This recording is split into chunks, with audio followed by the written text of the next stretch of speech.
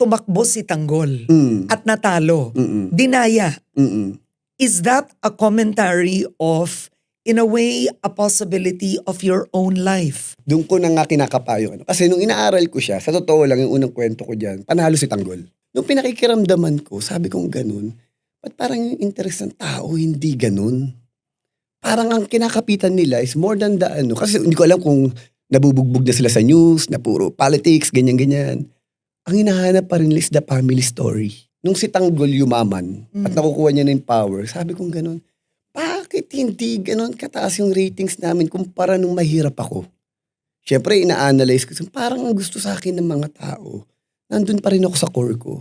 Gusto nila nagre-reflect pa rin sa akin kung ano yung buhay ng mga tao ngayon. Nakikita nila yung sarili nila sa akin. Kapag nanalo ako at naging mayor na ako, definitely nakabarong na ako niyan. In terms of forma, yung action sabi ko parang awkward, nakabarong ako, nakikipagsuntukan ako. Sabi ko, what if, sabi kong ganun, ipatalo ko.